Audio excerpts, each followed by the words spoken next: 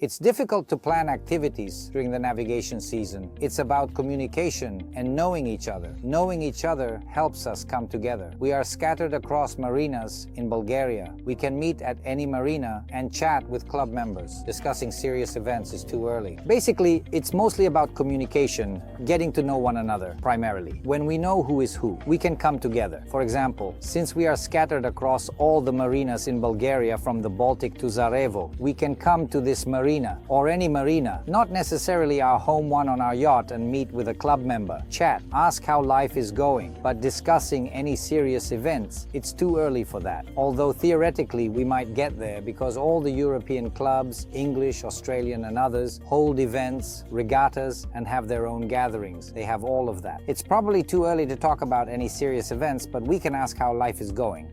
Although theoretically we might get there because all the European clubs, English, Australian and others, definitely hold events, regattas, and have their own gatherings. They have all of that. Well, I guess we're just at the beginning of the journey. Although theoretically we might get there because all the European clubs, English, Australian and others, definitely hold events, regattas, and have their own gatherings. They have all of that. Well, I guess we're at the beginning of the journey. Our club is only 16 years old. We started in 2007 and now it's 2023. How many years is that? 7 years? Got it. Well, we're still in short pants. I understand. Look, you mentioned that we also solve business tasks. So what kind of business tasks can be addressed in the club? Is it only related to yachting or can it be about anything? No, but we don't solve business tasks. I didn't say we solve business tasks. No, you said that we can indeed even tackle some business tasks, referring to the people in the yacht club, right? Let me explain what this is all about. It is simply clear that owning a yacht is, as a rule, not a purchase made with the last of one's money. And naturally, the people who own yachts also have material resources, including financial ones. And all of us, let's say I was also involved in business in Russia. And all of us can, let's say, find some mutually acceptable, mutually beneficial projects that can be implemented due to this acquaintance among members. I want to emphasize again that this club has nothing to do with yachting. I mean, these can be any projects from construction to anything else, of course. And I think one of our current directions is that, well, I've been living in Bulgaria for 8 years now, and we want to build a kind of yacht house. We have a yacht hotel being built in Sozopol, and it should be ready by the end of the year. And we want to create a yacht house for comfortable, permanent, year-round living in Bulgaria, with heated floors and various solar installations. The use of free complementary energy, solar energy and so on, that's something that Bulgarians themselves don't really worry about. I don't know why. Got it. And now we can pause this, go back to the word yacht hotel. What is that? Yacht hotel?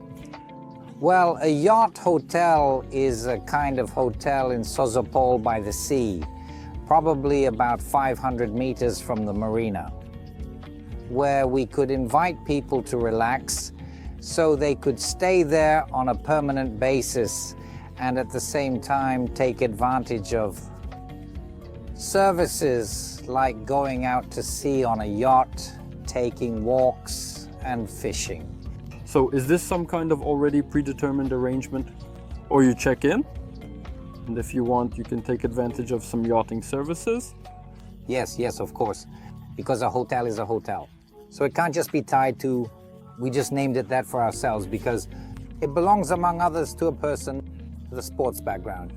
Actually, he doesn't really like yachting because he's a tennis player, but he has his own tennis crowd. But I'm his partner, especially as tennis by the sea is impossible by definition, while yachting at sea is possible. Logic? Yes, and if the tennis court is a few dozen kilometers away from this yacht hotel, then yachting... Right under the windows. The marina is right, under the windows. Yes, that's absolutely right. So let's talk a bit about history. You, like any person as a skilled yachtsman, how did you come to this? Could you share more about how this situation unfolded? And do you remember when the idea of owning a yacht first came to you? What inspired you? And what were the circumstances that led to this thought? It's really interesting, actually. Never, that's what I tell everyone. Well, if you have time, listen. I moved to a new house with my parents. I spent 5 years studying at one school. Then I moved to a new neighborhood and started 6th grade at a brand new school on September 1st. Naturally, on September 1st, I went to the 6th grade of a brand new school, one that had just been built in that same neighborhood and was starting its first year of operation. And we had our last physical education class on September 1st. I don't know why he was standing there, but it's clear that we were lined up. If anyone remembers the Soviet Union, they used to line everyone up in a row. So we were lined up, and the physical education teacher said she wanted to get to know us. So I'm this and that. I don't remember his name anymore. Maybe I remember the last name, Uvarov, Nikolai Ivanovich, right? Maybe.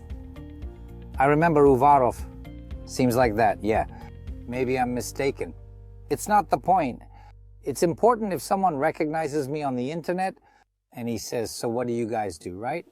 What kind of sport is that and what and how? And he started right there as we were all lined up in order, starting with the first kids.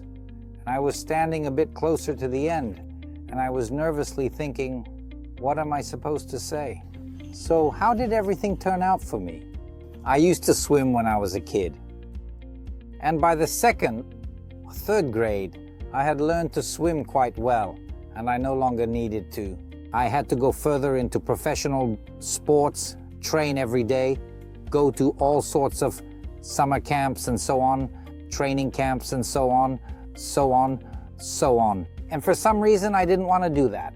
And so completely by chance, he approached me and asked, and I said, I used to swim. And what do you want to do? I said, a sail? I can tell you right away, I didn't think about it at all, not in any way. And why sailing? I guess it just popped into my head out of fear. Well, apparently it was somewhere deep down in my subconscious. He says, do you know where to do that? I said, I have no idea where. Well, don't you want to? I said, well, yeah, I do want to. Well, go there. And he sent me to this. So it was a place to go. Of course, yes. I'm from Arkhangelsk, where we have very strong maritime traditions, and it's the first port of Russia. And there are a few of their clubs, and they still exist.